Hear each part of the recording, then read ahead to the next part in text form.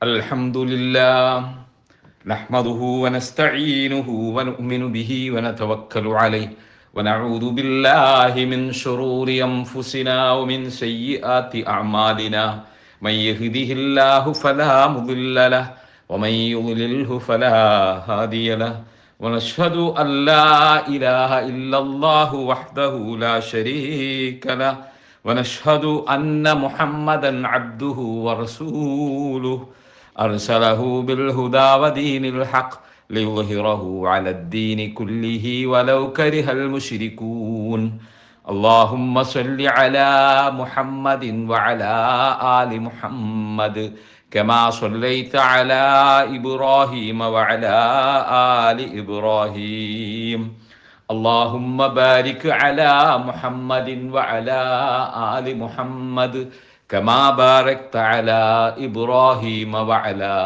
آل إبراهيم إنك حميد مجيد أما بعد فإن خير الكلام كلام الله وخير الهدي هدي محمد صلى الله عليه وسلم وشر الأمور محدثاتها وكل محدثة بدعة وكل بدعة ضلالة وكل ضلالة في النار يا أيها الذين آمنوا اتقوا الله حق تقاته ولا تموتن إلا وأنتم مسلمون أعوذ بالله من الشيطان الرجيم بسم الله الرحمن الرحيم الله يتوفى الأنفس حين موتها والتي لم تمت في منامها فيمسك الذي قضى عليها الموت ويرسل الأخرى إلى أجل مسمى إن في ذلك لآيات لقوم يتفكرون. സർവാദരണീയരായ സത്യവിശ്വാസികളെ, സത്യവിശ്വാസിനികളെ, അള്ളാഹുവിനെ ഭയപ്പെട്ട് ജീവിക്കുകയും പരമകാരുണികനായ അള്ളാഹുവിൽ തഖ്വയുള്ളവരായി തികഞ്ഞ സൂക്ഷ്മതയും ശ്രദ്ധയും ജീവിതത്തിൽ പുലർത്തി നല്ല അച്ചടക്കമുള്ള സത്യവിശ്വാസികളായി തീരണം എന്ന് ഉണർത്തുകയും ഉപദേശിക്കുകയുമാണ്. റഹ്മാനായ റബ്ബ് നമ്മുടെ എല്ലാം ജീവിതത്തെ ശുദ്ധീകരിച്ച് നല്ല മനസ്സ് നൽകി എളിമയാർന്ന മനസ്സോടെ അള്ളാഹുവിനെ കണ്ടുമുട്ടാൻ സൗഭാഗ്യം ലഭിക്കുന്ന സത്യവിശ്വാസികളിൽ നാം ഏവരെയും അള്ളാഹു ഉൾപ്പെടുത്തി അനുഗ്രഹിക്കുമാറാകട്ടെ. ജീവിതത്തിൽ നമ്മൾ ഇന്നലെയേക്കാൾ, കഴിഞ്ഞുപോയ ദിവസത്തേക്കാൾ, കഴിഞ്ഞ ആഴ്ചയേക്കാൾ, കഴിഞ്ഞ മാസങ്ങളെക്കാളും വർഷങ്ങളെക്കാളുമൊക്കെ നല്ല ഇന്നിനെ ആഗ്രഹിക്കുന്ന ആളുകളാണ്. അള്ളാഹുവിൻ്റെ ഔദാര്യവും പടച്ച തമ്പുരാൻ്റെ കാരുണ്യവുമാണ് നമ്മുടെ ജീവിതം അല്ലെങ്കിൽ ജീവൻ എന്ന് പറയുന്നത്. എന്തുമാത്രം സ്വപ്നങ്ങളും ആഗ്രഹങ്ങളുമൊക്കെ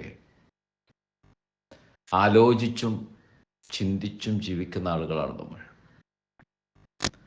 ജീവിതത്തിൽ ഓരോരോ മോഹങ്ങൾ നമുക്കുണ്ട്, ആഗ്രഹങ്ങൾ നമുക്കുണ്ട്. നമ്മുടെ മക്കളെക്കുറിച്ചുണ്ട്, നമ്മുടെ ജീവിതത്തെക്കുറിച്ചുണ്ട്. മനുഷ്യരാരും ഈ ദുനിയാവിൽ മനുഷ്യരുടെ മോഹങ്ങൾ പൂർത്തീകരിച്ചു മരിച്ചുപോയി എന്ന് കരുതാൻ വയ്യ. ഈ പ്രപഞ്ചവും ഈ ലോകവും അങ്ങനെയാണ്. അതിൻ്റെ അർത്ഥം തന്നെ ഈ ദുനിയാവ് അത് പൂർണ്ണമല്ല, അത് ശാശ്വതമല്ല. മനുഷ്യൻ്റെ ആഗ്രഹങ്ങളുടെ നിവർത്തിപ്പിനും പൂർത്തീകരണത്തിനും ഈ ദുനിയാവ് പര്യാപ്തമല്ല എന്നാണ് അതിൻ്റെ അർത്ഥം. പര്യാപ്തമല്ലാത്ത ഈ ദുനിയാവിലാണ് നമ്മുടെ ഈ ഓട്ടവും ചാട്ടവും, നമ്മുടെ സ്വപ്നങ്ങൾ, നമ്മുടെ പരിശ്രമങ്ങൾ, നമ്മുടെ തെക്കോട്ടും വടക്കോട്ടും പടിഞ്ഞാറോട്ടും കിഴക്കോട്ടുമുള്ള ഈ പായലുകളൊക്കെയും യഥാർത്ഥത്തിൽ അള്ളാഹു സൃഷ്ടിച്ച അപര്യാപ്തമായ, പൂർണ്ണമായി നീതി കിട്ടാത്ത, പൂർണ്ണമായി ഒരുപക്ഷെ സംതൃപ്തി നൽകാൻ കഴിയാത്ത ഈ ദുനിയാവാണ് എന്നർത്ഥം. നമ്മൾ സാധാരണ എന്തെങ്കിലും നല്ല കാര്യങ്ങളൊക്കെ തുടങ്ങുമ്പോൾ ബിസ്മില്ലാഹി റഹ്മാനി റഹീം എന്നാണ് പറയുക, അല്ലെങ്കിൽ ബിസ്മില്ല എന്ന് പറയും. നമ്മുടെ പ്രഭാതം സത്യത്തിൽ ഒരു വിശ്വാസി ആരംഭിക്കുമ്പോൾ അവൻ പറയുന്നത് അൽഹംദുലില്ലാഹില്ലദി അഹ്യാനി ബഅദമ അമാതനി വ ഇലൈഹിൻ നുശൂർ, അല്ലേ? മരണത്തിന് ശേഷം എന്നെ ജീവിപ്പിച്ച, അഹ്യാനി ബഅദമ അമാതനി, അല്ലാഹു നീ എന്നെ മരിപ്പിച്ചു, ശേഷം എന്നെ ജീവിപ്പിച്ചു, നിനക്ക് സർവസ്തുതിയും എന്നാണ്. ഒരു ദിവസം അള്ളാഹു നമുക്ക് പുതുതായി തരികയാണ്. ഓരോ ദിവസങ്ങളിങ്ങനെ തന്നാണ് ആഴ്ചയാകുന്നത്, മാസമാകുന്നത്, നമ്മുടെ ആയുസ്സും നമ്മുടെ പ്രായവുമായി മാറുന്നത് അങ്ങനെയാണ്. അപ്പോൾ ഓരോ ദിവസത്തിനും പ്രാധാന്യമുണ്ട് എന്നർത്ഥം. ഓരോ ദിവസവുമാണ് നമ്മുടെ ജീവിതത്തിലെ ഒരു ഒരു ഒരു ആയുസ് ആയി മാറുന്നത്. ഇങ്ങനെ ഈ ദിവസങ്ങളുടെ ഒരു കൂട്ടായ്മയാണ് ആഴ്ചയും മാസങ്ങളും വർഷങ്ങളും ഒക്കെയായി ജീവിതത്തിൽ നാം കഴിച്ചു കൂട്ടുന്നത് എന്നർത്ഥം. അതുകൊണ്ട് തന്നെ ഒരു പ്രഭാതം വരുമ്പോൾ ഒരു വിശ്വാസിയെ ഇങ്ങനെ പ്രാർത്ഥിക്കണം എന്ന് റസൂലുള്ള പഠിപ്പിക്കാൻ ഉള്ള കാരണവും അത് തന്നെയാണ്. കാരണം മരണമായിരുന്നു ഈ കഴിഞ്ഞ രാത്രിയിൽ സംഭവിച്ചത്. വിശുദ്ധ ഖുർആനിൽ സൂറത്തുൽ സുമറിൽ അല്ലാഹു പറയുന്നില്ലേ, അല്ലാഹു യതവഫൽ അൻഫുസ് ഹീന മൗതിഹ വല്ലതി ലം തമുത് ഫീ മനാമിഹ, അല്ലേ? ഉറക്കത്തിൽ സത്യത്തിൽ അള്ളാഹു ആ മരണസമയത്ത് അവൻ്റെ ആത്മാവിനെ ഏറ്റെടുക്കുകയാണ്. നമ്മൾ ഉറങ്ങാൻ കിടക്കുമ്പോൾ അല്ലാഹുമ്മ ഇന്നി അസ്ലംതു നഫ്സി ഇലൈക വവജ്ജഹ്തു വജ്ഹി ഇലൈക വഅൽജഅതു ളഹ്രി ഇലൈക ലാ മൽജഅ വലാ മൻജഅ മിൻക ഇല്ലാ ഇലൈക. ഇതൊക്കെ ഇങ്ങനെ പ്രാർത്ഥിക്കുമ്പോൾ നമ്മൾ എന്താണ്, എല്ലാം അള്ളാഹുവിൽ അങ്ങോട്ട് ഏൽപ്പിക്കുകയാണ്. എന്നുവെച്ചാൽ ഞാൻ ഇനി ഒരു ബന്ധമല്ല, പടച്ചോനെ ഞാൻ ഏൽപ്പിക്കുക. കാരണം എൻ്റെ ബോധമനുസരിച്ച് മരണമാണ് അത്. ശരിക്കും ഉറക്കം എന്നത് ഗാഢമായ ഉറക്കം, അല്ലേ? അള്ളാഹു നൽകിയ ഒരു അനുഗ്രഹം കൂടി. പക്ഷെ അതിനുശേഷം പിന്നെ അള്ളാഹു ജീവിപ്പിക്കുക. ശരിക്കും അതാണ് അള്ളാഹു ഏറ്റെടുക്കുകയാണ് നിന്റെ ആത്മാവിനെ. അങ്ങനെ അള്ളാഹു ഫയുംസികുല്ലതി ഖലാ അലൈഹൽ മൗത്ത് വയുർസിലുൽ ഉഖ്റാ ഇലാ അജലിൻ മുസമ്മ. ചില ആത്മാക്കളെ അള്ളാഹു പിടിച്ചെടുക്കും. അത് മരണം എന്ന പേരിൽ, അല്ലേ, ആത്മാവിനെ അള്ളാഹു പിടിച്ചെടുക്കും. വയുർസിലുൽ ഉഖ്റാ ഇലാ അജലിൻ മുസമ്മ, കുറേ ആളുകൾക്ക് ആയുസ് നീട്ടിക്കിട്ടും. അപ്പോൾ ഇന്നിപ്പോൾ നീട്ടിക്കിട്ടിയ ആയുസ് ആ വിഭാഗത്തിൽപ്പെട്ട ആളുകളാണ് നമ്മൾ. ഇന്നലെ അത് നീട്ടിക്കിട്ടാത്തവരൊക്കെ ശാന്തമായ എന്നേക്കുമുള്ള ഉറക്കത്തിലേക്ക് ഒരു പ്രവേശിച്ചു കഴിഞ്ഞു. ഈ ദുനിയാവിൽ ഇനി അവർ ഉണരില്ല. നമ്മളെത്ര വിളിച്ചാലും അവർ കേൾക്കില്ല. അവരിന്ന് പ്ലാൻ ചെയ്ത ഒരു കാര്യത്തിനും അവർക്ക് പോകാൻ കഴിയില്ല. പക്ഷെ നമ്മൾക്ക് എന്തല്ലാഹു പറഞ്ഞതുപോലെ വയുർസിലുൽ ഉഖ്റാ ഇലാ അജലിൻ മുസമ്മ, ഒരു നിശ്ചിതമായ അവധി വരെ നമുക്കും സമയം നൽകിയിട്ടുണ്ട്. അത് ഇന്ന് രാത്രിയാണോ? അറിയില്ല. ഇന്ന് പകലിൽ തന്നെ ഉണ്ടാകുമോ? അറിയില്ല. നാളത്തേക്കോ മറ്റന്നാളത്തേക്കോ അടുത്ത കൊല്ലത്തേക്കാണോ വച്ചിരിക്കുന്നത്? അറിയില്ല. നമ്മുടെ കയ്യിലില്ല. ഇന്ന ഫീ ദാലിക ലആയാതിൻ ലിഖൗമി യതഫക്കറൂൻ, ചിന്തിക്കുന്നവർക്ക് ഇതിലൊക്കെയും തികഞ്ഞ ബോധ്യങ്ങൾ ഉണ്ട്, അല്ലെങ്കിൽ ദൃഷ്ടാന്തമുണ്ട് എന്ന് ഖുർആൻ പറയുകയാണ്. അതുകൊണ്ട് ജീവിതം എന്നത് അള്ളാഹു നമുക്ക് നൽകിയ ഔദാര്യമാണ്. ഓരോ ദിവസവും ഇന്ന് കിട്ടിയാൽ ഇന്ന്. നമ്മുടെ ജീവിതത്തിൽ വളരെ പ്രധാനപ്പെട്ട കാര്യമാണ് ഒന്ന്, നമ്മളൊരു കാര്യം തീരുമാനിക്കുക എന്നത്, അല്ലേ? ഇപ്പം മനുഷ്യൻ എന്തൊക്കെ, ഇപ്പം ഇന്ന് മുതൽ ഞാൻ രാവിലെ നടക്കാനും ഓടാനും വ്യായാമം ചെയ്യാനും തീരുമാനിച്ചു. അത് തീരുമാനിക്കുക എന്നതാണ്. ഇന്ന് മുതൽ പ്രഭാതത്തിൽ ഉണരാൻ 5 മണിക്കെങ്കിൽ 5 മണി, 4:30-എങ്കിൽ 4:30, 3 മണിക്കെങ്കിൽ 3 മണി, ഏതാണോ അങ്ങനെ ഉണരാൻ ഞാൻ തീരുമാനിക്കുക എന്നതാണ്. ഇന്ന് മുതൽ ഞാൻ കൃത്യസമയത്ത് തന്നെ നമസ്കാരം നിർവഹിക്കാൻ, എല്ലാ ദിവസവും മാതാപിതാക്കളെ കാണണം എന്ന് ഞാൻ തീരുമാനിച്ചു. മക്കളുടെ കാര്യത്തിൽ കുറച്ചുകൂടി ശ്രദ്ധിക്കണം എന്ന് ഞാൻ തീരുമാനിച്ചു. വിശുദ്ധ ഖുർആൻ പാരായണം ചെയ്യണം എന്ന് ഞാൻ തീരുമാനിച്ചു. തീരുമാനങ്ങൾ അങ്ങനെ പലതുമില്ലേ? ഉണ്ട്. രോഗികളുണ്ട് എങ്കിൽ അതിൻ്റെ സന്ദർശനം നാളത്തേക്ക് നീട്ടാൻ പറ്റൂല. പല രോഗികളെയും സന്ദർശിക്കുന്നത് പിറ്റേ ദിവസത്തേക്ക് നീട്ടിയതുകൊണ്ട് എന്ത് സംഭവിച്ചു? രോഗിയായ അയാളെ സന്ദർശിക്കാൻ സാധിച്ചിട്ടില്ല. ജീവിച്ചിരിക്കുമ്പോൾ പോയി ആ മുഖത്ത് നോക്കിയിട്ട് 4 പുഞ്ചിരിക്കുന്ന വർത്തമാനം പറഞ്ഞ് ആ മനസ്സിനൊരു കുളിർമ പകർന്നു നൽകാൻ എനിക്ക് സാധിച്ചില്ല. കാരണം എന്താ? ഞാൻ നീട്ടി വെച്ചു. പക്ഷെ പിറ്റേ ദിവസം അദ്ദേഹം ആ പുഞ്ചിരി നൽകാനും പുഞ്ചിരി സ്വീകരിക്കാനും ജീവനോടെ ഉണ്ടായില്ല എന്നർത്ഥം. മയ്യത്തായിപ്പോയി. അങ്ങനെ നഷ്ടപ്പെട്ടിട്ടില്ലേ? ഇന്ന് തന്നെ ആ മനുഷ്യനെ പോയി കണ്ട് അയാളെ സഹായിക്കണം. അതിനുള്ള പണം ഞാൻ കരുതി വെച്ചു. പക്ഷെ തീരുമാനിച്ചു, പക്ഷെ നടപ്പാക്കിയില്ല. അതുകൊണ്ട് എന്ത് സംഭവിച്ചു? എനിക്ക് അയാളെ കാണാൻ കഴിഞ്ഞില്ല. അയാൾ അടുത്ത ദിവസം ജീവനോടെ ഇല്ല, അല്ലെങ്കിൽ കോമയിലായിപ്പോയി, അബോധാവസ്ഥയിലായിപ്പോയി. അത് നല്ല കാര്യം ഏതെടുത്ത് നോക്കിയാലും അത് അടുത്ത ആഴ്ചത്തേക്ക് നമ്മൾ വച്ചിട്ടുണ്ടാകും മിക്കവാറും, അല്ലെങ്കിൽ അത് നടപ്പാക്കിയിട്ടുണ്ടാകും.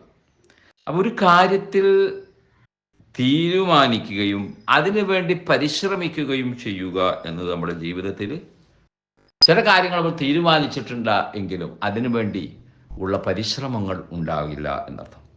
എൻ്റെ പ്രിയപ്പെട്ടവരെ, നമ്മുടെയൊക്കെ ആയുസ് അല്ലേ, നബി സല്ലല്ലാഹു അലൈഹി വസല്ലമ പറഞ്ഞല്ലോ, എൻ്റെ ഉമ്മത്തിൻ്റെ ആയുസ് എന്ന് പറഞ്ഞാൽ അത് 60-70 ഇടയിലാണ് എന്ന് പറഞ്ഞു. ശരാശരി നമ്മുടെയൊക്കെ കാലത്തെ അപേക്ഷിച്ച് വളരെ നേരത്തെ മരിച്ചുപോയ ആളുകളാണ് വിശ്രുതരായ പല സഹാബിമാർ. നിങ്ങൾ ചരിത്രത്തിൽ ഈ സഹാബിമാരുടെ ജീവചരിത്രം പഠിക്കുമ്പോൾ നമുക്ക് മനസ്സിലാകും.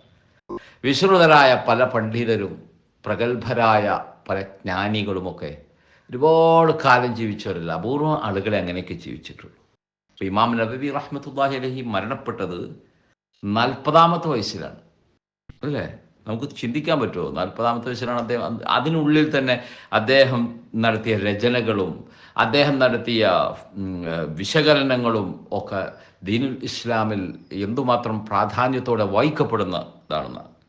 അപ്പം നമുക്ക് എല്ലാവർക്കും, ഇപ്പം നമ്മുടെ നാട്ടിലുള്ള പണക്കാരനായ ആൾക്കും പണിക്കാരനായ ആൾക്കും തൊഴിലാളിക്കും അധ്യാപകനും ഓട്ടോറിക്ഷ ഡ്രൈവർക്കും അതുപോലെ ക്ലർക്കിനും ടീച്ചർക്കും എല്ലാ ആളുകൾക്കും അള്ളാഹു നൽകിയ സമയം എന്താണ്?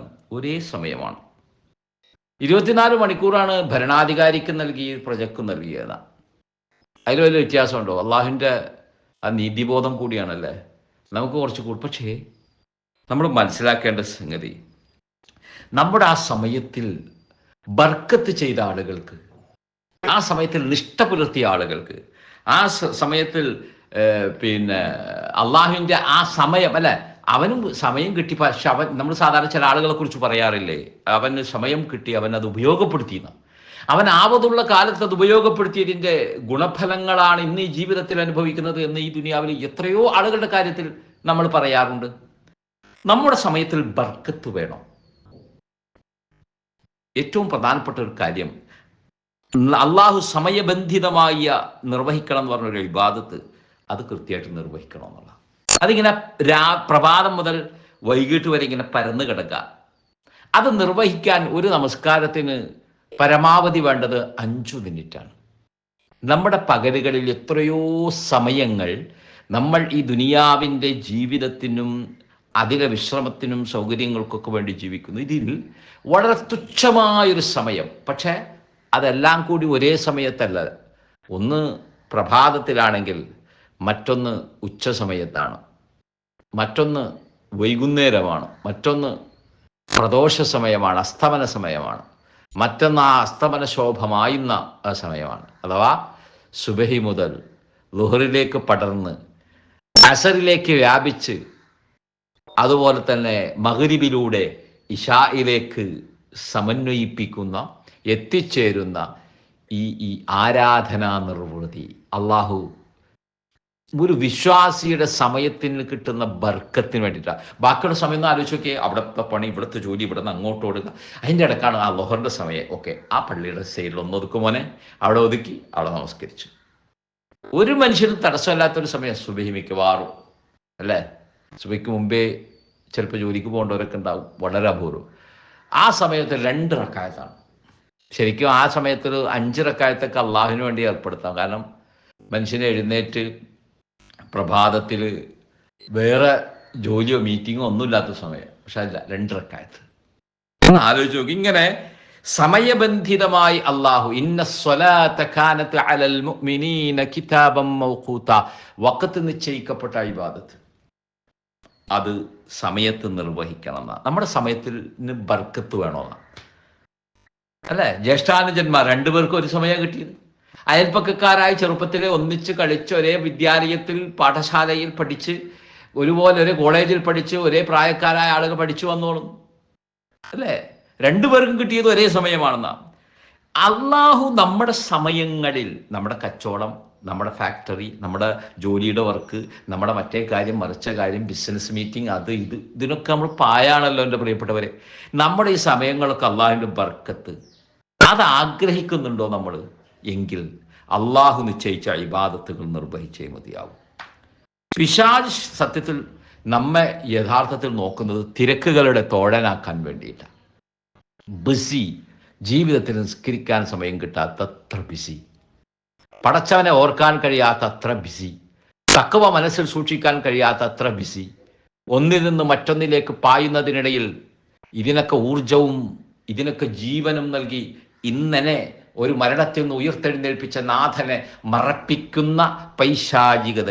ഇതാണ് യഥാർത്ഥത്തിൽ തിരക്കുകൾ എന്ന് പറഞ്ഞ് നമ്മൾ എല്ലാ തിരക്കൊഴിഞ്ഞിട്ട് നമുക്ക് പോകാനുള്ള ഒരു സ്ഥലം ഖബർ മാത്രമാണ്. അത് നമ്മൾ മനസ്സിലാക്കിക്കോ. അവിടേക്ക് പോകേണ്ട സമയം വന്നു കഴിഞ്ഞാൽ നിങ്ങൾക്ക് ഒരു തിരക്കും പറയാൻ പറ്റൂല അല്ലേ? ഖബറിലേക്ക് പോകേണ്ട സമയം വന്നില്ലേ എന്ന് ചോദിച്ചാൽ അത് നിൽക്ക്, ഞാൻ ഒരു 2 മീറ്റിംഗ് കൂടി കഴിഞ്ഞിട്ട് വരാമെന്ന് പറയാൻ പറ്റുമോ? പറയാൻ പറ്റുമോ? എനിക്ക് ഇന്നൊരു സ്ഥലത്ത് പോകണം, ഒരു ടൂർ പ്ലാൻ ചെയ്തിട്ടുണ്ട്, ആ ടൂർ കഴിഞ്ഞ് വരട്ടെ, എൻജോയ്മെൻറ്റ് കഴിഞ്ഞ് വരട്ടെ എന്ന് പറയാൻ പറ്റുമോ? ഖബറിലേക്കുള്ള യാത്ര എന്ന് പറഞ്ഞാൽ എല്ലാ തിരക്കും കഴിഞ്ഞിട്ട് നമുക്ക് പോകാം എന്ന് കരുതുന്ന ഒരു യാത്ര എന്ന് പറഞ്ഞാൽ മനുഷ്യന് അപ്പോഴേ സമയം ഉണ്ടാവുള്ളൂ. ഖബറിലേക്ക് വന്ന നേരത്ത് ഇവൻ നിസ്സഹായനായി എന്നാണ്. നോക്കൂ, നബി സല്ലല്ലാഹു അലൈഹി വസല്ലമ ഈ പ്രധാനപ്പെട്ട ഇബാദത്തായ നമസ്കാരം നിർവഹിക്കുമ്പോൾ എങ്ങനെ നമസ്കരിക്കണമെന്ന് പറഞ്ഞ സുപ്രധാനമായ ഒരു വർത്തമാനം എന്താണെന്നറിയോ? എന്താണ്? സ്വല്ലി കസ്വലാത്തി മുവദ്ദിഅ എന്ന. നീ ഒരു വിട പറയുന്നവൻ്റെ, യാത്ര പറയുന്നവൻ്റെ, എന്നുവെച്ചാൽ അവസാനമായി ചെയ്യുന്ന ഒരു കാര്യം ചെയ്തവൻ്റെ നമസ്കാരം നിസ്കരിക്കുക എന്ന് പറഞ്ഞാൽ ഈ നിസ്കാരത്തിന് ശേഷം ഞാൻ മരിക്കാൻ പോകണം, ഞാൻ ജീവനോടെ ഇല്ല. അതുപോലുള്ള മുവദ്ദിഇന്റെ നമസ്കാരം നീ നമസ്കരിക്കണം എന്നതാ. അപ്പൊ ഇപ്പൊ നമ്മൾ നമസ്കരിച്ച നിസ്കാരം നമ്മുടെ ലാസ്റ്റ് നമസ്കാരമായിരിക്കുമെന്നാണ്. അതുകൊണ്ടാണ് പണ്ഡിതന്മാർ ഇതിൻ്റെയൊക്കെ വിശകലനത്തിൽ പറയുന്നത്, ഇപ്പൊ രാത്രി വൈകി വന്ന ഒരാള് സുബഹിക്ക് നിസ്കരിക്കണ്ടേ എന്ന് കരുതി ഇശ വേഗത കൂട്ടി അശ്രദ്ധമായി നിസ്കരിക്കേണ്ട. കാരണം ഒരുപക്ഷെ ഇശയാകും അവൻ്റെ അവസാന നിസ്കാരം. പ്രത്യേകിച്ച് രാത്രി ഉറക്കത്തിലേക്ക് പോവാണ്, അതൊരു മരണസമാനമാണ് എന്നാണ് അല്ലേ? ഉറക്കത്തെക്കുറിച്ച് തന്നെ ഖുർആൻ പറഞ്ഞ അല്ലാഹു യതവഫൽ അൻഫുസു ഹീന മൗതിഹാ, അള്ളാഹു ആത്മാക്കളെ ഏറ്റെടുക്കുന്നവനാണെന്ന. അപ്പൊ ആ നിസ്കാരം ധൃതി കൂട്ടി അശ്രദ്ധമായിട്ട് ചെയ്യണോ? ഇനി സുബീസ് ഇല്ല, അതിൻ്റെ ഒരുപക്ഷെ അവസാനത്തെ നിസ്കാരമാകുമെന്ന്. അതുകൊണ്ട് എൻ്റെ പ്രിയപ്പെട്ടവരെ, നമുക്ക് അല്ലാഹു നൽകിയ സമയത്തിൽ അനുഗ്രഹങ്ങൾ ഉണ്ടാകണമെങ്കിൽ നമുക്ക് ഏറ്റവും ഇൻവെസ്റ്റ് ചെയ്യാനുള്ള സമയം എന്ന് പറയുന്നത് അള്ളാഹുവുമായുള്ള സമയമാണ്. അള്ളാഹുവുമായുള്ള സമയം അത് നമ്മൾ ഒരിക്കലും ജീവിതത്തിൽ മറക്കാതിരിക്കുക. സാധാരണ നമ്മൾ ഇസ്ലാമിൽ നമ്മൾ ഉപയോഗിക്കുന്ന 2 പദങ്ങളാണ് ഖൈറ്, ബർക്കത്ത്. അള്ളാഹു ഖൈറും ബർക്കത്തും ചെയ്യട്ടെ. ഇത് സാധാരണ നമ്മൾ ദുആ ചെയ്യുമ്പോഴും പ്രാർത്ഥിക്കലുണ്ട് അല്ലേ? അള്ളാഹുവേ ഖൈറിനെ തരണേ, ബർക്കത്തിനെ തരണേ എന്ന്. ഈ ഖൈർ എന്നാൽ എന്താണ്? അള്ളാഹു തരുന്ന നന്മയാണ്. ആരോഗ്യമായി, സമ്പത്തായി, മക്കളായി, ദുനിയവിയായ ഭൗതിക ലോകത്തെ വിഭവങ്ങളുമായി ബന്ധപ്പെട്ട എല്ലാത്തിനും ഖൈർ എന്ന് പറയാം. ഖൈർ, നന്മകൾ. എന്താണ് ബർക്കത്ത്? ബർക്കത്തിനെ കുറിച്ച് പറഞ്ഞാൽ അസിയാദത്തു ഫിൽ ഖൈർ എന്നാണ് പറയുന്നത്. ഖൈറിലുള്ള നന്മ. ഖൈർ എത്ര ഉണ്ടായാലും മതിയാവൂല. പക്ഷെ ബർക്കത്താണെങ്കിൽ അത് പരിഹരിക്കും.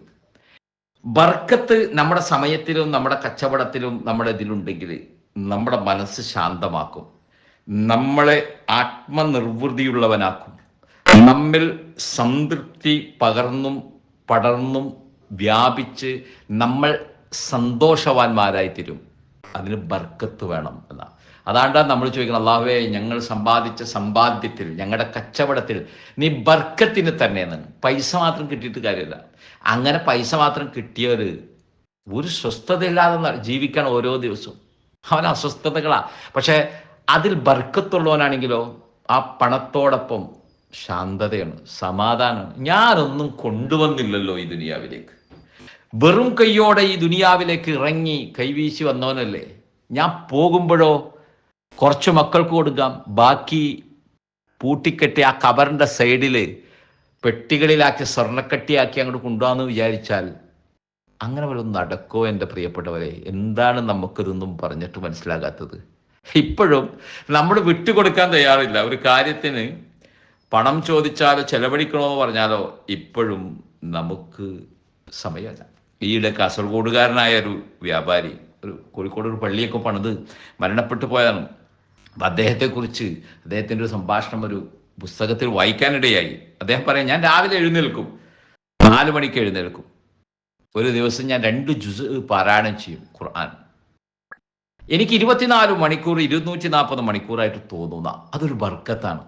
എൻ്റെ ഈ ദിവസം, ഇന്നത്തെ ദിവസം ഒന്നിനും സമയം കിട്ടില്ല, അതിന് പറ്റിയില്ല, ഇതിന് പറ്റിയില്ല, ആകെ വെപ്രാളല്ല. മറിച്ച് എനിക്ക് സമയം, ഇത് വാപ്പയിൽ നിന്നുള്ള ശീലമാണെന്ന് അദ്ദേഹം അതിൽ പറയുന്നത്.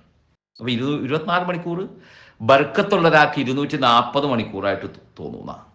അപ്പം അദ്ദേഹം രാവിലെ എണീക്കും, വിശുദ്ധ ഖുർആൻ പാരായണം ചെയ്യും. അല്ലേ? ഇന്ന ഖുർആനൽ ഫജ്രി കാന മശ്ഹൂദാ.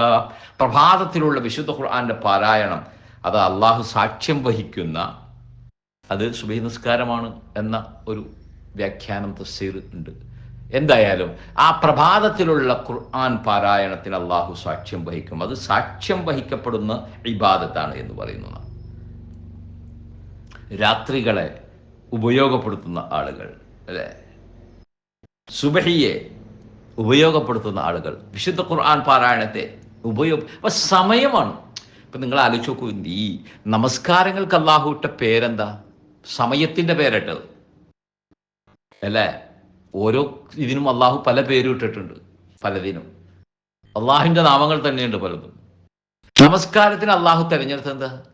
സമയമാണ് അതിൻ്റെ പേര്. പ്രഭാതത്തിലുള്ള നമസ്കാരത്തിന് സുബഹ്, പ്രഭാതം എന്ന പേരാണ് ഇട്ടത്. ലൊഹർ, അല്ലേ, ഉച്ച സമയം. അസർ ആ സായാഹ്നത്തിൻ്റെ സമയമാണ്. അതിനെല്ലാത്തിനും സമയം. മഗ്രിബ് അസ്തമയമാണെന്നാണ് അതിൻ്റെ അർത്ഥം. ഇശാ, നോക്കൂ, എല്ലാ പിന്നെ നമസ്കാരങ്ങളുടെ ആ പേര് തന്നെ സത്യത്തിൽ ഇസ്ലാമിൽ സമയത്തിൻ്റെ പേരാണ്. അതുകൊണ്ട് തന്നെ നിസ്കാരം ഖള എന്ന് പറഞ്ഞൊരു സംഭവം ഉണ്ടോ? ആളുകൾ അത് ഒരു വേർഡ് എങ്ങനെ പഠിച്ചു എന്ന് എനിക്ക് മനസ്സിലായില്ല. ഖള, പ്രവാചകൻ ഖളയെക്കുറിച്ച് സംസാരിച്ചിട്ടുണ്ടോ? സഹാബിമാർ നിസ്കാരം ഖളയാവുന്നു, എനിക്ക് നിസ്കാരം ഖളയായി, എനിക്ക് നിസ്കാരം ഖളയായിരുന്നു, അങ്ങനെ ഓരോ വർത്താനമുണ്ട്. നിസ്കാരം അതിൻ്റെ സമയത്ത് നിസ്കരിക്കാൻ പറ്റുന്നവന് നിസ്കരിക്കുക. അല്ലാത്തവരെ സംബന്ധിച്ചിടത്തോളം അത് ശരഈയായ കാരണങ്ങൾ കൊണ്ടാണ് നഷ്ടപ്പെട്ടെങ്കിൽ അള്ളാഹ്ക്കറിയാം. ഇനി അതല്ലെങ്കിൽ പടച്ചോനെ എനിക്ക് അത് വീഴ്ച സംഭവിച്ചു പോയി എന്ന് പറയാം. ഇനി കൃത്യമായി സുബഹിക്ക് എഴുന്നേൽക്കും നമസ്കരിക്കുന്ന ഒരാൾക്ക് ഒഴിവാക്കാൻ പറ്റാത്ത കാരണങ്ങൾ കൊണ്ട് ആ സമയം തെറ്റിപ്പോയി എങ്കിൽ എപ്പോൾ നമസ്കരിക്കാൻ ആ ഏറ്റവും അടുത്ത സമയത്ത് പറ്റുന്നു ആ സമയത്ത് നമസ്കരിക്കുക. ഇനി അതെല്ലാം കഴിഞ്ഞ് കുറേ കഴിഞ്ഞിട്ട് ചില ആളുകൾക്ക് ഒരാഴ്ചയിലെ ഒരു ദിവസത്തെ നിസ്കാരം ഖള വന്ന് വീട്ടുണ്ട്, വൈകുന്നേരം വന്നിട്ട് രാവിലെ വരും. അറിവില്ലായ്മ കൊണ്ടാണ്. അതൊക്കെ ആ സമയത്ത് നിർവഹിക്കാൻ മനുഷ്യന് സാധിക്കുമെങ്കിൽ നമസ്കരിക്കുക നിർബന്ധമാണെന്നാ. അപ്പോൾ നിർബന്ധമാക്കിയത് എന്തുകൊണ്ടാണ്? പലതും നമുക്ക് നിർബന്ധമാണ്. എനിക്ക് 1 മണിക്ക് ഗുളിക കഴിക്കണം, എനിക്ക് 10 മണിക്കൊരു ഗുളിക കഴിക്കണം, എനിക്ക് 9 മണിക്ക് ഉറങ്ങണം, ഇനി ഞാൻ ഇരിക്കൂല എന്നൊക്കെ പറയും. നമ്മുടെ ആരോഗ്യത്തെ ഭയപ്പെട്ടിട്ട് നമ്മൾ ചെയ്യുന്നതാണ്. ഇതിനേക്കാൾ ശ്രദ്ധയും ഇതിനേക്കാൾ ജാഗ്രതയും നമസ്കാര സമയത്തെക്കുറിച്ചുണ്ടെങ്കിൽ അവന് നമസ്കരിക്കാൻ പറ്റും. ഏതെങ്കിലും ഒഴിവാക്കാൻ പറ്റാത്ത കാരണങ്ങൾ പലതും ഉണ്ട്. രോഗം വരാം, ഒഴിവാക്കാൻ പറ്റാത്ത വിധമുള്ള വൈഷമ്യങ്ങളിൽ പെട്ടുപോകാം. അങ്ങനെയൊക്കെ വരുമ്പോഴാണ് സാധാരണ നിലക്ക് അത് നിർവഹിക്കാൻ കഴിയാതെ പോകുന്നത്. അതുകൊണ്ട് നിസ്കരിക്കാത്തവന് ഇന്ന ശിക്ഷ എന്ന് പറഞ്ഞിട്ട് ശിക്ഷയൊന്നും പറഞ്ഞിട്ടില്ല. അതൊക്കെ അള്ളാഹുവിനോട് എന്ത് ചെയ്യുക, തൗബ ചെയ്യുക. അള്ളാഹുവേ പടച്ചവനെ എനിക്ക് നമസ്കരിക്കാൻ സാധിച്ചില്ല, നീ എനിക്ക് പുറത്തു തരണേ എന്ന് പ്രാർത്ഥിക്കുക എന്നാണ്. അല്ലാണ്ട് സുബിയോട്ട് ഇശ വരെയുള്ള നിസ്കാരം ഒന്നിച്ച് ഖളാ വീട്ടുന്നൊരു പരിപാടി ഉണ്ടോ? ഇല്ല. നമ്മുടെ സമയങ്ങളിൽ ബർക്കത്തുണ്ടാവാൻ എന്ത് ചെയ്യുക, നമസ്കാരത്തിൽ ശ്രദ്ധ ഉണ്ടാവാന്ന്. ഖുർആൻ പാരായണം ചെയ്യാൻ നമുക്ക് സമയമില്ല എന്ന് പറയാൻ പറ്റുമോ? ഒരു ആയത്ത് വച്ച് നമ്മൾ പാരായണം ചെയ്യും പഠിക്കുകയും ചെയ്തെങ്കിൽ 6 കൊല്ലം കൊണ്ട് ഖുർആൻ പൂർത്തിയാക്കാം. നമ്മുടെ വയസ്സും പ്രായമൊക്കെ എത്രയായി? 6 കൊല്ലം കൊണ്ട് നമുക്ക് ഖുർആൻ പൂർത്തിയാക്കാം. ഇബ്നു ഖയ്യിം റഹ്മത്തുള്ളാഹി അലൈഹി പറയുന്നുണ്ട്, ലഘുവും ലഹുവും നിങ്ങളെ സമയത്തിൽ നിന്ന് തെറ്റിക്കാതിരിക്കട്ടെ, ശ്രദ്ധ തെറ്റിക്കാതിരിക്കട്ടെ. ഈ സമയത്തിൻ്റെ പ്രാധാന്യം നമ്മൾ മനസ്സിലാക്കണം. നമ്മുടെ ഈ സമയം പിശാച് കവർന്ന് തിന്നുകൊണ്ടിരിക്കുകയാണ്. അത് മൊബൈലായി, മറ്റു കാഴ്ചകളായി, ആ മൊബൈലിൻ്റെ അടിമകളായി തീർന്നിട്ടുണ്ട് നമ്മൾ, അല്ലേ? നമ്മുടെ സ്ക്രീൻ അവേഴ്സ് ഒന്ന് പരിശോധിച്ച് നോക്കിയേ. 6 മണിക്കൂർ, 8 മണിക്കൂർ, ഇങ്ങനെ ഒരു ദിവസത്തിൽ ഒരാൾ മൊബൈൽ ഉപയോഗിക്കുന്ന അവൻ്റെ ഫോൺ എടുത്ത് വെറുതെ നോക്കിയാൽ അറിയാം, സ്ക്രീൻ അവേഴ്സ് അവർ കാണിക്കും, ഒന്ന് സ്ക്രോൾ ചെയ്താൽ കാണിക്കും. എൻ്റെ പ്രിയപ്പെട്ട, സമയം നാം ഉപയോഗപ്പെടുത്തണം. പുസ്തകങ്ങൾ ഒരു ദിവസം ഈ ലോകത്ത് 22,000 പുസ്തകങ്ങൾ ഇറങ്ങുന്നു എന്നാണ് പറയുന്നത്. നമുക്ക് അതൊക്കെ വായിക്കാൻ പറ്റൂല. പക്ഷേ ഒരു മനുഷ്യൻ്റെ ജീവിതത്തിൽ മാക്സിമം ഒരു 2,000 പുസ്തകം. എന്തിനാണ് എൻ്റെ പ്രിയപ്പെട്ടവർ 100 പുസ്തകം? എൻ്റെ പ്രിയപ്പെട്ടവരെ, അള്ളാഹുവിൻ്റെ വേദഗ്രന്ഥമുണ്ടല്ലോ, അതൊന്ന് വായിക്കാൻ, ഒരു 2 ആയത്ത് വായിക്കാൻ നമുക്ക് സാധിക്കാറുണ്ടോ? നബി സല്ലല്ലാഹു അലൈഹി വസല്ലം പറഞ്ഞൊരു കാര്യമുണ്ട്. എന്താണെന്നറിയോ? ഇന്നൽ അംബിയ അലം യുഅർരിസു ദീനാറൻ വലാ ദിർഹമ. നമ്മുടെ കണ്ണ് തുറപ്പിക്കേണ്ട ഒരു വാക്കാണ്. അമ്പിയാക്കളുണ്ടല്ലോ, ഈ ലോകത്ത് പ്രപഞ്ചത്തിൽ ജീവിച്ച മാനവകുലത്തിനും മാനവരാശിക്കും മാർഗദർശനവും വഴികാട്ടിയുമായി അള്ളാഹു ഓരോ കാലഘട്ടങ്ങളിൽ അയച്ച അമ്പിയാക്കൾ, പ്രവാചകന്മാർ. അതിൽ അവസാനത്തെ നബിയാണ് ആര്? മുഹമ്മദ് മുസ്തഫ സല്ലല്ലാഹു അലൈഹി വസല്ലം. ഇങ്ങനെ അയക്കപ്പെട്ട മുഴുവൻ പ്രവാചകന്മാരും അവരാരും അനന്തരമാക്കി വച്ചിട്ടില്ല. ഒരു ദിർഹമോ ഒരു ദീനാറോ അവർ പിൻകാല ഉള്ള ആളുകൾക്ക് അനന്തരമായി ഇത്ര സ്വത്തൊന്നും പറഞ്ഞു കൊടുത്തിട്ടില്ല. എന്ന് പറഞ്ഞാൽ അവരനന്തരമാക്കിയത് ദീർഘമോ ദീനാറോ അല്ല, മറിച്ച് ഇന്നമവറസുൽ ഇൽമ്, അവർ ജ്ഞാനവും അറിവുമാണ് പിൽക്കാലഘട്ടത്തിൽ പിൻഗാമികൾക്ക് കൊടുത്തു പോയിട്ടുള്ളത് എന്നതാണ്. ഫമൻ അഖദഹു, ആരാണോ ആ അറിവിനെ നേടുകയും തേടുകയും ചെയ്യുന്നത്, അഖദ ബിഹല്ലിൻ വാഫിർ, അവനാണ് പൂർണ്ണ സൗഭാഗ്യത്തെ തേടിയിട്ടുള്ളതാണ്. നമുക്ക് നേരോണ്ട് ഒരു ഇൽമറിയാൻ, ഒരറിവ് ചോദിച്ചു പഠിക്കാൻ, ഒരറിവിനെ കേൾക്കാൻ, ഒരറിവ് വായിക്കാൻ, ജീവിതത്തിലേക്ക് കൊണ്ടുവരാൻ നമുക്ക് സമയം കിട്ടാറുണ്ടോ? ഇല്ല, നമുക്ക് കിട്ടലില്ല. ബർക്കത്തുണ്ടാവില്ല നമ്മുടെ സമയത്തിൽ നിന്ന്. ഒരു ജീവിതത്തെ ഷെഡ്യൂൾ ചെയ്യാൻ, നമുക്ക് ഒരു ദിവസത്തെ ഷെഡ്യൂൾ ചെയ്യാൻ, നമ്മുടെ സമയത്തെ ഷെഡ്യൂൾ ചെയ്യാൻ, ക്രമീകരിക്കാൻ, അച്ചടക്കമുള്ളതാക്കാൻ നമുക്ക് സാധിക്കുന്നില്ല. അപ്പോൾ അള്ളാഹു നൽകിയ ആയുസ് പരിമിതമാണ്. ഇതെൻ്റെ അവസാനത്തെ സംസാരമോ അവസാനത്തെ മണിക്കൂറുകളോ മിനിറ്റുകളോ ആകാം. പടച്ചോനാണ് തീരുമാനിക്കുന്നത്. നമ്മൾ ആയുസ്സിനെയും ആരോഗ്യത്തെയും ഒക്കെ നീട്ടിത്തരാനും ആരോഗ്യം തരാനും ഒക്കെ നമ്മൾ പ്രാർത്ഥിക്കാറുണ്ട്. ഒക്കെ അള്ളാഹുവിൻ്റെ കാരുണ്യമാണ്. ഈ നമുക്ക് ലഭിച്ച സമയങ്ങളെ പകുത്ത് ഏറ്റവും നന്നായി ഇൻവെസ്റ്റ് ചെയ്യാൻ നാം മെനക്കെടേണ്ടത് അള്ളാഹുവിൻ്റെ കാര്യത്തിന് വേണ്ടിയിട്ടാണ്, പടച്ചോൻ്റെ തൃപ്തിക്ക് വേണ്ടിയിട്ടാണ്, അവൻ്റെ ഇഷ്ടത്തിന് വേണ്ടിയിട്ടാണ് എന്ന് നമ്മൾ ആലോചിക്കുക. അങ്ങനെ നമ്മുടെ സമയങ്ങളിൽ ബർക്കത്തുകൾ ലഭിക്കുന്ന ആളുകളിൽ നാം ഉൾപ്പെടാൻ വേണ്ടി നിരന്തരം പരിശ്രമിക്കുക. കരുണാവാരിധിയായ നാഥ, നീ ഞങ്ങളെ സഹായിക്കണമേ, നീ ഞങ്ങളെ അനുഗ്രഹിക്കണമേ. ഞങ്ങളുടെ സമയങ്ങൾ കൃത്യമായി അള്ളാഹുവെ നിനക്ക് ഇഷ്ടപ്പെട്ട വഴിയിലൂടെ ചലിപ്പിക്കുവാനും നാഥ നീ ഞങ്ങളെ സഹായിക്കണമേ. ഈ ദുനിയാവിലെ വിഭവങ്ങൾ വാരിക്കൂട്ടുവാനും തങ്ങളുടെ കച്ചവടം പൊടിയാക്കി വളർത്തി വലുതാക്കുവാനും പരിശ്രമിക്കുമ്പോൾ പടച്ചവനെ നിന്നെ മറക്കുന്നവരുടെ കൂട്ടത്തിൽ, നിനക്ക് ഇബാദത്ത് ചെയ്യുന്നതിൽ നിന്ന് വിമുഖത കാട്ടുന്നവരുടെ കൂട്ടത്തിൽ, അശ്രദ്ധമായി ജീവിതത്തെ കൈകാര്യം ചെയ്യുന്ന അച്ചടക്കമില്ലാത്തവരുടെ കൂട്ടത്തിൽ നാഥ നീ ഞങ്ങളെ ഉൾപ്പെടുത്തരുതേ റഹ്മാനെ.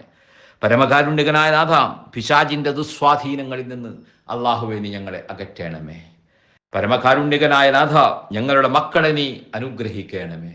അള്ളാഹുവേ പരമകാരുണ്യകനായ നാഥ, ഞങ്ങളുടെ കച്ചവടത്തിൽ നീ ബർക്കത്തിനെ നൽകണമേ.